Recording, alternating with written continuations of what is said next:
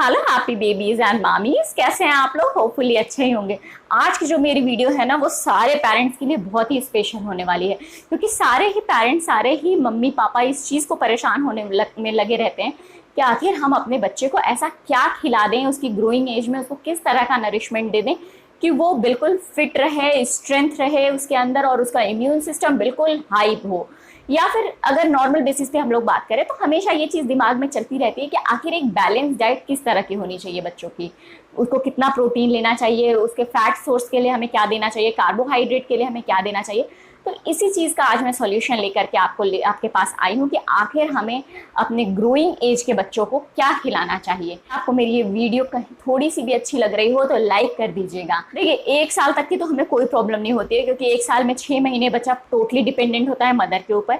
6 महीने के बाद जब वो बच्चा खाना शुरू करता है थोड़ा बहुत, तो सारे ही बच्चे नखरे करते हैं, वो बहुत ही कम फूड लेते हैं, क्योंकि वो मोस्ट ऑफ द टाइम तो दूध के ऊपर ही डिपेंडेंट होते हैं। वो आइदर फॉर्मूला मिल्क हो, मदर मिल्क हो, और बहुत थोड़ा सा वो सॉलिड फूड लेते हैं प्यूरी के फॉर्म में या फिर खिचड़ी के फॉर्म में। मतलब अभी जस्ट वो स्टार्ट करते हैं, तो 1 साल तक तो चिंता नहीं होती है। 1 साल के बाद हमें उन्हें किस तरह का फूड दें, उनकी भूख को किस तरीके से बढ़ाना चाहिए। 1+ के बच्चों में सबसे बड़ी प्रॉब्लम होती है कि रोटी या चावल के थ्रू हम उनको कार्बोहाइड्रेट तो प्रोवाइड करा देते हैं, बट प्रोटीन के लिए क्या, प्रोटीन के लिए हम उन्हें क्या प्रोवाइड कराएं। अगर आपका बच्चा एग खाता है तो आप एग जरूर शामिल करिए उनकी डाइट में, क्योंकि एक एग जो होता है वो 6 ग्राम प्रोटीन्स के बराबर होता है। तो पे 1 अंडे देने से बच्चे के दिन भर का हाफ प्रोटीन का जो रिक्वायरमेंट होता है वो कंप्लीट हो जाता है। बाकी हाफ के लिए आप बच्चे को दाल दे सकती हैं, सोयाबीन दे सकती है, पनीर दे सकती हैं। ये सारी ऐसी चीज़ें दिन में आप थोड़ी थोड़ी भी उसको ऐड करेंगे उसकी डाइट में, तो उसकी प्रोटीन की रिक्वायरमेंट कंप्लीट हो जाएगी, जो कि डेवलपिंग बच्चों में बहुत ही ज़्यादा ज़रूरी होता है। क्योंकि बच्चों के जो डेवलपमेंट होता है, मसल्स डेवलपमेंट के लिए, हेयर ग्रोथ, हाइट, इन सब चीज़ों के डेवलपमेंट के लिए प्रोटीन की ही रिक्वायरमेंट सबसे ज़्यादा होती है।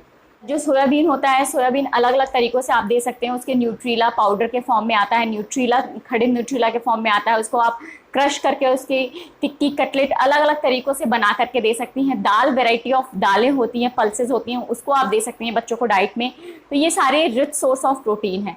अब आयरन के लिए आप क्या क्या दे सकती हैं बच्चों को? आयरन डेफिशिएंसी को कंप्लीट करने के लिए सबसे पहले तो हरी सब्जियां बेस्ट सोर्स मानी जाती हैं। जो जो जितनी ज़्यादा डार्क ग्रीन कलर की वेजिटेबल्स होती हैं वो इतना ज़्यादा रिच सोर्स मानी जाती हैं आयरन के लिए। अगर आप लोहे की कढ़ाई का इस्तेमाल करते हैं फूड को कुक करने के लिए, तो ये भी एक बहुत अच्छा ऑप्शन है आयरन की रिक्वायरमेंट को कंप्लीट करने के लिए। इसके अलावा दलिया दे सकते हैं आप, सूजी दे सकते हैं, ब्राउन राइस दे सकते हैं। ये सारे के सारे आइटम्स आयरन रिच होते हैं। इसके बाद आता है फैट का नंबर, कि फैट के लिए हम बच्चों को क्या दें। फैट के लिए आपको बच्चों के हर फूड में ऊपर से जो देसी घी होता है, गाय का देसी घी मिल जाए आपको तो ज़्यादा बेटर है। आप बच्चों की डाइट में ऊपर से हर फूड में घी को ऐड करिए, उससे एक तो उसका टेस्ट भी इन्हेंस हो जाएगा और बच्चों की जो गुड फैट का अमाउंट है वो भी कंप्लीट हो जाएगा, क्योंकि गाय के घी में अनसैचुरेटेड फैटी एसिड्स ज़्यादा होते हैं जो कि बच्चों के प्रॉपर हेल्थ के लिए बहुत ज़रूरी होते हैं। बात आती है कार्बोहाइड्रेट, तो कार्बोहाइड्रेट की रिक्वायरमेंट के लिए आपको परेशान होने की ज़रूरत नहीं है, क्योंकि हम जो कुछ भी खिलाते हैं बच्चों को, फ्रूट्स हो या फिर कुछ भी एडिशनल हो, उन सारी चीज़ों में कार्बोहाइड्रेट सफिशिएंट अमाउंट में प्रेजेंट होता है, जो कि बच्चे ऑलरेडी कंज्यूम कर लेते हैं। अब बात आती है माइक्रो न्यूट्रिएंट्स की या फिर मिनरल्स की। मिनरल्स के लिए हम उनको हाइड्रेट करते रहें, अलग अलग तरह के ड्रिंक्स बना के देते रहें, उससे उनकी बॉडी में मिनरल्स चले जाते हैं। और माइक्रो न्यूट्रिएंट्स के लिए जो डॉक्टर्स बच्चों को सप्लीमेंट्स प्रोवाइड कराते हैं बर्थ के टाइम पे, जो उनको लेते हैं वो सफिशिएंट होते हैं। फिर भी अगर आपको कहीं ना कहीं लगता है कि माइक्रो न्यूट्रिएंट्स की उनमें कमी है या फिर इस तरह की कोई प्रॉब्लम है, तो आप एक बार डॉक्टर से कंसल्ट कर सकते हैं। डॉक्टर उसके लिए अलग से सप्लीमेंट्स दे देंगे आपको। अब जो सबसे बड़ी प्रॉब्लम होती है कि आखिर बच्चों की भूख को कैसे बढ़ाया जाए। आप ये सोचते हैं कि बच्चों को आप बैठा करके और बड़ों की तरह खिला सकते हैं, तो आप बिल्कुल गलत सोचते हैं। आप उनको हाई चेयर पे बिठा लीजिए, मोबाइल देके बिठा लीजिए, टीवी देकर बिठा लीजिए, किसी भी तरीके से आप उनको शांति से खाना नहीं खिला सकते। आपको उन्हें खाना उनके तरीके से खिलाना है। जैसे अगर आपका बच्चा पसंद करता है दौड़ दौड़ के खेल के खाना, तो आपको उसी तरीके से खिलाना पड़ेगा। मैं आपको अपना एक्सपीरियंस बताती हूँ कि जब मेरी बेटी खाना शुरू कर रही थी तो उसको रोटी खाना बिल्कुल पसंद नहीं था। वो उसको च्यू करना नहीं पसंद करती थी। वो पोरिएज फूड या फिर रोटी को क्रश करके दाल में, दूध में, या फिर दलिया सूजी की खीर या फिर चावल खाना ही पसंद करती थी। तो मैं उसको रोटी उसके तरीके से खिलाती थी। जैसे मैंने उसको सिर्फ रोटी पकड़ा दी तो वो सूखी रोटी धीरे धीरे खाना शुरू किया उसने। फिर उसके बाद मैंने उसको चीला देना शुरू किया, तो चीला सॉफ्ट हो जाता है, फटाफट वो चुई कर लेती, तो फिर वो उस तरीके से उसने शुरू किया।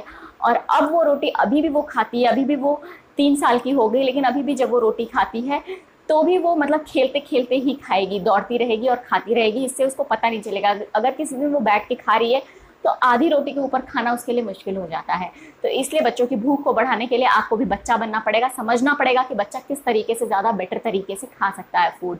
ऐसे तो हमेशा ही परेशान करते हैं, लेकिन कभी कभी बच्चों में आयरन की कमी होने पर या फिर पेट में कीड़े होने पर भी बच्चे खाना खाना बिल्कुल भी पसंद नहीं करते। तो अगर आपका बच्चा कुछ ज़्यादा ही परेशान करता है, बिल्कुल ही खाना खाना नहीं पसंद कर रहा है, तो आप एक बार डॉक्टर से कंसल्ट कर लीजिए। वो आपको बता देंगे कि क्या वो आयरन की डेफिशिएंसी से परेशान है या फिर कीड़े की प्रॉब्लम है, तो वो डिवॉर्मिंग कर देंगे। उम्मीद करती हूँ कि ये वीडियो आपको पसंद आई होगी। बच्चों के ग्रोथ को लेकर के जो भी आपकी इन्फॉर्मेशन है वो सारी कंप्लीट हुई होगी। अगर पसंद आई होगी तो शेयर कर दीजिएगा मेरे इस वीडियो को सारे पेरेंट्स के साथ में, और सब्सक्राइब कर लीजिएगा इस चैनल को। मिलती हूँ आपको अपने नेक्स्ट वीडियो में। Till then take care, bye bye, happy baby.